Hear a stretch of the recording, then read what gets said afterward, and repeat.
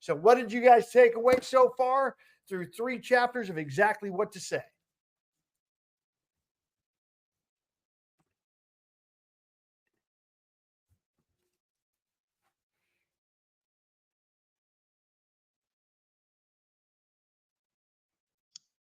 Seriously? I saw Rhonda pop in. Hey, Rhonda. Great to see you. Don Hobbs, what do you got, brother? No, I was just like, seriously, this is rich. This chapter is rich. It's good stuff. And it was like silence, crickets. Who's Rhonda? Come on, Rhonda, let's get in here. Well, this is day 1 for Rhonda. She's like, yeah, she couldn't make yesterday. I talked to her on Friday. She may not even have the book yet. She's just first dipping her toe in the renegade pool right now, Don. Yeah, just That's sticking the toes in, just barely kind of sticking them. I had a court date yesterday morning, so I couldn't make it. By the way, not for her. She was taking a stand for a friend and helping a friend. Just to put that out there. Yeah. So what else I have something. I have something that yeah. So I've been reading this back and forth for about a year. So I think it was second chapter where you will say something and then you say but, and then the person on the other end will then focus on what you say after but. I thought that was pretty interesting. Yeah. Yeah, and this is a key piece, Nikki. I want to make sure that we've got this covered for most of the time. We intend for you to eliminate but from your habitual language. And that being said, now we've been talking that for like 10 years, and now we're putting it back in specifically after I'm not sure it's for you, but it's a great opening line. It's a great way to get people's subconscious to pop open in the moment. And so I've been working it into scripture using. Imagine you're calling a for sale by owner. And again, you can have this conversation with, hey, right, ring. Hey, I saw that you have your house on the market. I'm not sure if it's for you, but what are you doing to market that? Doesn't matter what you throw after it. Their mind's open to a new conversation. It changes and drops that barrier that we run into with everybody. So great job, Nikki, bringing. By the way, that was chapter 1. I love that you've got all this content already floating around in your head. Great job. Who else? Well, I just want to add one little thing to that, coaches, because usually when they hear people sales like, I'm for sure this is the best, I'm the best. And now we're throwing the opposite. We're like, you know what? I'm not sure this is for you. So that's also what's intriguing, because it's not what they hear all the time, I feel. So yeah. Love it, Caesar. You always bring great nuggets. Who else? Hey, Caesar, I loved your tonality yesterday. That was a really key piece to that piece, that part yesterday. So for those that weren't here, it's again how we say it, not just the words themselves. Russ, I wanted to add in one thing. You were mentioning that a lot of this is based in NLP, and we've been talking about that for years and years and years. And has anybody ever had a mismatcher? Somebody who, no matter what you say, they take the opposite? Okay, so this is a really intriguing piece here. I don't know if it's for you, but, okay. But there's one little piece that we could add to that, and I want to just enhance your experience with chapter 1, which is, I'm not sure if this is for you or not, which is what leaves the mismatcher in a complete double bind. They have no option. They're stuck in their way, because it's whether it's for you or not. So if you got a mismatcher, it's a simple add-on that changes the game entirely. I like that. Other great piece of that, Don, it's a way that or not, I forget what other content I picked that up from, of adding that or not. There's another great sales guy that I have worked with in the years that talks about giving everybody both options rather than coming from a place of, this is the greatest thing. Here we are talking again, or it may not be for you. That may not be. Yeah, it's a This may or may not be for wonderful- you. That's another way to say what I Yeah, just said. This may or may not exactly. be for you, right? Thank you for bringing that in, Don, because gosh darn it, there's so many nuggets that we picked up from content that we get to add into what we're learning in the moment to keep plussing it and plussing it and plussing it. What else you guys have? This right here is the reason that we need to have a pencil with this book. What both of you just said, I just wrote it down under the first page of this chapter because those are two different options that are not in here. So that's awesome. Thank you for that. Good deal. So one of the things, and I just started listening to this book, and I'm probably halfway through the book because it was just so fascinating. It's so concise. There's not a whole lot of fluff. It's straight to the point. And the thing that really got me, and I think I'm in the right chapter, where it was talking about, are you open-minded? Chapter 3, absolutely. Yep. Okay, good. So for me, that's a killer question. Who's going to say they're closed-minded? I'm going to use that. Are you open-minded? I'm not sure if this is for you, but now what I get from this, and I think where he's going with this, because remember we were talking about the conversation. We are now terming ourselves as professional communicators. And what I think I see him doing is stitching these things together. So notice what I just said. I don't know if this is for you, but are you open-minded? So now we're creating these phraseologies that literally direct people exactly in the way that we wish them to go morally. Because we're still giving them choices. We're asking them questions. We're not saying you have to do this. These are questions, you know? So for me, that was killer. Those two phrases, oh, killer. I'm going to use those today. And it's only 3 chapters in, Clive. And it's only 3 chapters in, man. I'm like, whoa, I got something to use.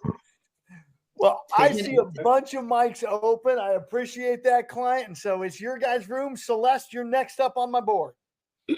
Well, I'm going to go on chapter 2, where people are challenged because they're asking their sphere of influence for business. And it came up actually yesterday in Fast Cap, where people were writing in the chat that their entire sphere of influence does not want to hear from them, even to the extent of them offering a free CMA. And so they're reluctant. They don't want to talk to their sphere because they already believe that they're going to be rejected. And I thought, if they only saw this chapter of chapter 2 talking about, instead of asking people if they need a realtor, think of the circumstances somebody might find themselves in where an agent could add value to them. And they talk about, who do you know that's moving to the area, moving to a new area, upsizing or downsizing.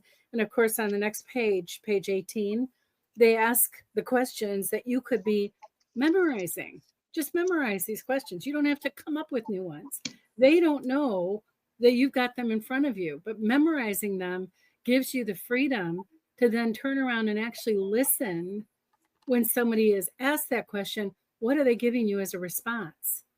Because half the battle we have is we're asking a very basic question, and we're so worried about what's the next question we're going to ask someone that we stop listening. And if you're listening, how can somebody reject you? They can't. On this who do you know piece, there's 2 key components, and the author covers one. So I want to make sure we're covering that, because like Celeste said, it came up yesterday in the training.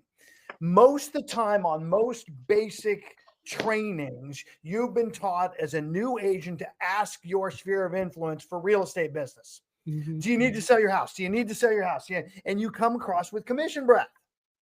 And this phraseology now goes to the third person. Who do you know? Okay.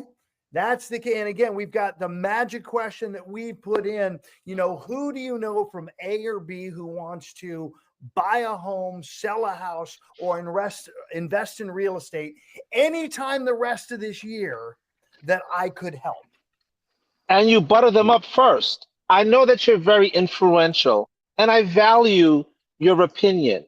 I know that you know people. Who do you know? These So- are all things we could now start to put together. So the two keys on this though is this is now allowing you to have these conversations with your people on who do you know.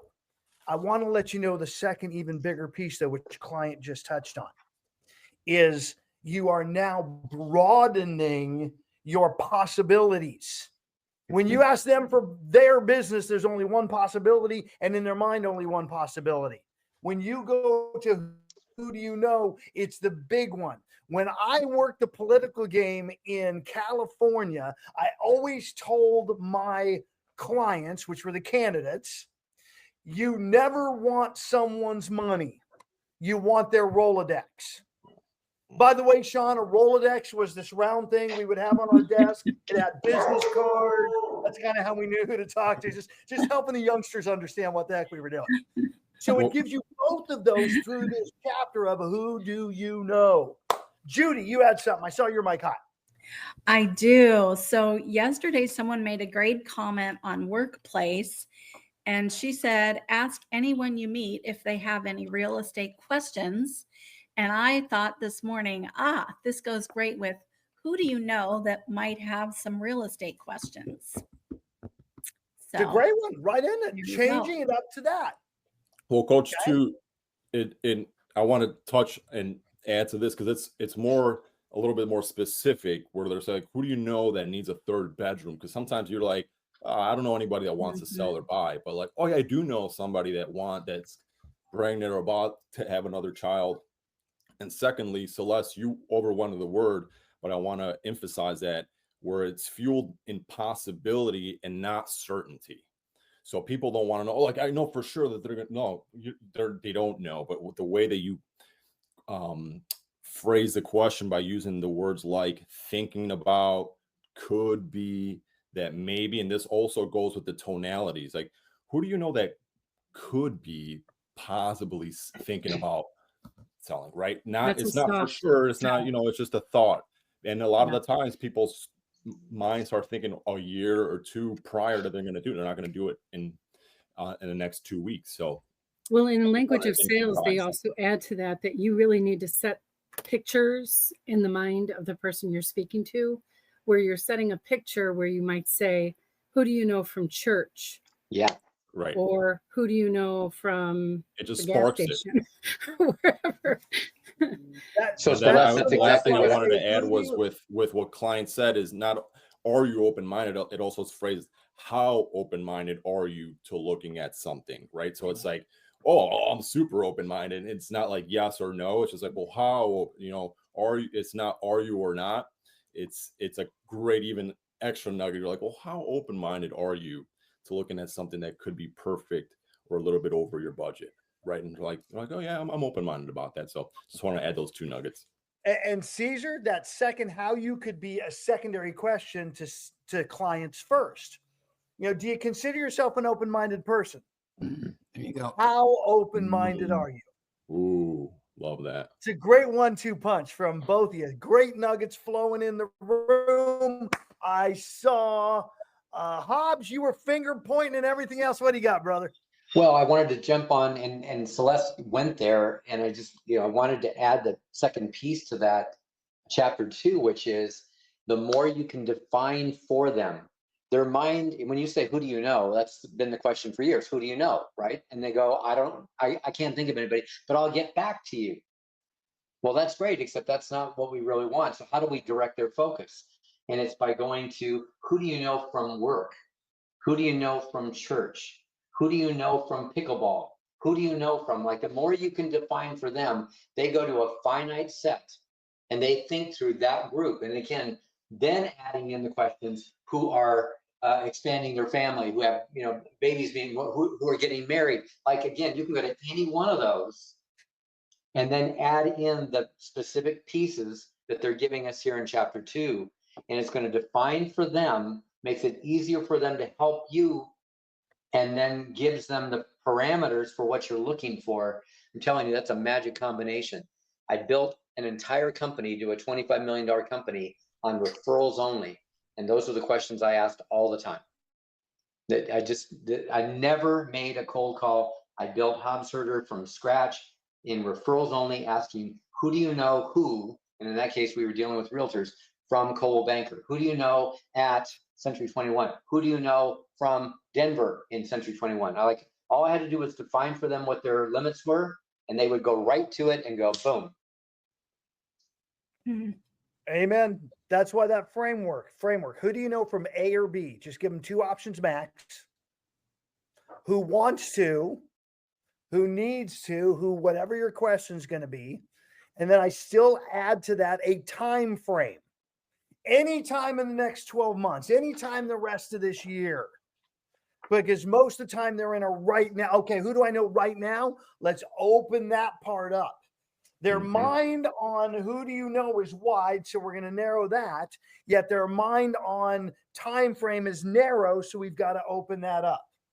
Who do you know from A or B who wants to desire whatever the middle is anytime in this time frame that I could or I might, all those possibility questions, I might be able to help. I might serve. That's your framework that we're plussing this piece in. What else from the content? Nancy Darnell, Mike Hott, and welcome. Thank you. So yeah, just to add on to, I have a great script that incorporates everything we just talked about.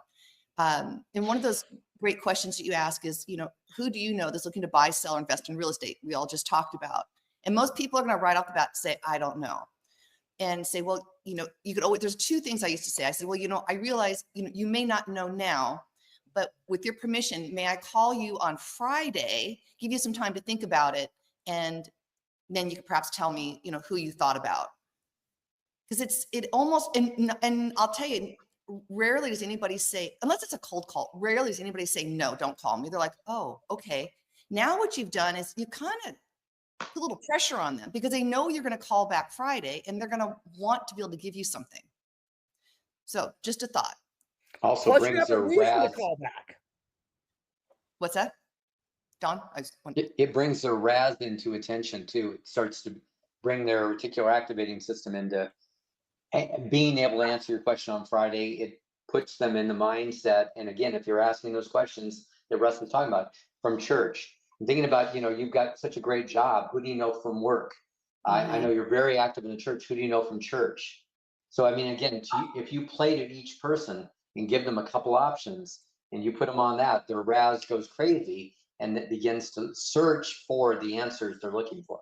They might start asking people like at work, hey, what are you looking to move? They might starting the conversation that way because I'm like, hey, I just had a great conversation, blah, blah, blah. And then all of a sudden this is how. Or even they might just say, I've got this crazy realtor that won't leave me alone. She's making me, she's calling me back on Friday. I got to have something for her so she can go away. Save me. Yeah. And remember always, and no, the word no is only no for now. So no's don't hurt me a bit. And even people hang up. I don't like to go into story time, but I remember when I was cold calling, I had somebody hang up on me when I was cold calling. Didn't bother me. I picked it back up. I said, hey, this is Nancy. We just got disconnected. I go back into my spiel and I got a listing out of it. So amen.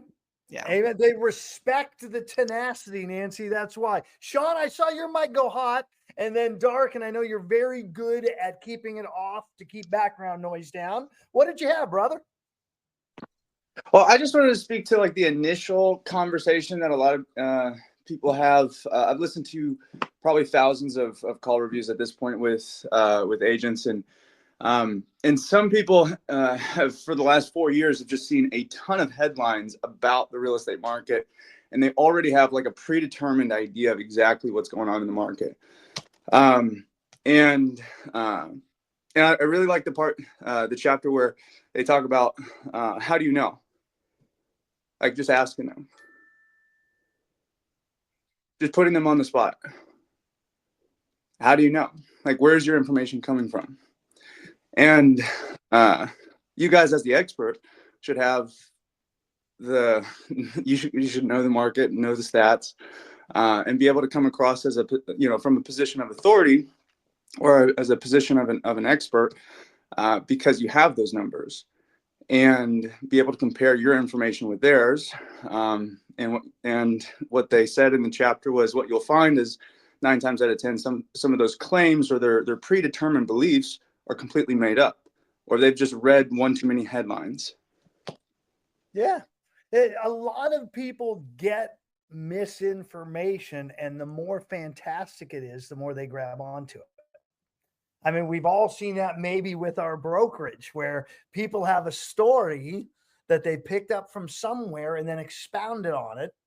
And we get to, rather than following into that story, as Sean is saying, break state it, find out where it's coming from, and then address it. So phenomenal. I'm sure that's a future chapter with more detail on that, and I can't wait till we dive into it.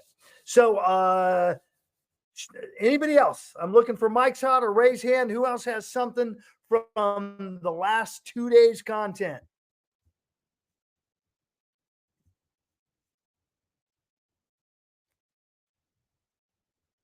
All right. Then I'm going to jump to what Coach Russ is going to do on accountability first. Everybody hold up your books. So if you're not holding up a book, it means you don't have it with you right now. Make sure you get this bad boy. It should be part of your on-the-shelf resource guide. Do you know if those are on the shelves or just? I mean, I didn't get a chance to go to the bookstore just yet. Did you pull it off the shelf, or you had to order it? There's a little website called. It's tiny. It's a startup website called Amazon.com. You might be able to get them. Wah wah wah. Fair enough, Caesar. Fair enough. I think they're going to make it, though. I'm pretty sure. Yeah. You know, there That's is a one chance. option, and I bet in your market client, you could have it same day or next day. Yeah. I suspect it's on the shelves in there. Make sure you get the 4 real estate agents. This was originally written as a global education, communication, business book. And then a couple of real estate guys said, hey, let's do one specific for real estate. So make sure you grab that. I'm going to keep asking you guys to hold it up. Celeste, what you got? Well, I was just going to say, I'm looking to see the copyright date, and it says 2017, 2019. So if you're really like desperate, you might want to try a half price bookstore and see if there's something local that might have it already on the shelf. Otherwise, this is a Bible. I think we all need to have this. Invest, pay retail price. And another thing I'll add, listening is one thing, but then when you can listen to it and reread it, it like anchors it more. And at the end of it, there's a field guide that says with like, I don't know how many pages of exact wording and script. So I would not skip buying this book. Or I don't know if I. Oh no, gotta buy the book. My only question was just kind of just run and go grab it off the shelf. That was my only thing. No, this book is a must-have book. This is a must-have book. There's no question about it. This book should be with Fast Cap. Well, if you want, you know what? I'll make that conversation happen with Byron. He and I have been chatting on some stuff, and maybe we'll see if they can throw that in as a reference tome for everybody. I think that's an excellent idea. By the way, Russ, I want to say one thing about the thing that we're talking about. First of all, I agree. I'm reading this and going, first of all, it's so simplistic. I mean, you got a chapter that's 2 pages. I mean, 3 pages, 4 pages, like nothing. So simple. So broken down. But here's what I want to recommend, because you've been talking about scripts and dialogues and conversation patterns, word patterns for a long, long time. This is Coach Russ's forte. I want to tell you something. When you think about scripting, and many of you have maybe never gotten into it, you run by the hip. And I'm telling you guys, having a script, what it allows you to do, and Celeste, you said this earlier, it allows you so that like you've practiced, you've rehearsed, these words, they come out when they need to. And what it allows you to do is not be thinking about what you're going to say next, but be with them and listen to what they're saying. When you're focused on what am I going to say next, you're not listening to what they're going to say. When you have all the scripts and dialogues that are they come out of holsters. I mean, you can pull them out of all places. And all that stuff is readily available to you. You are only doing one thing, listening to the people in front of you. And that's when magic starts to happen, because you are the natural. It's not a script. It's not a dialogue. It's become who you are.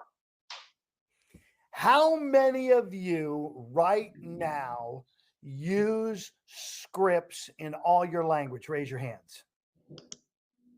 By the way, every hand should be up.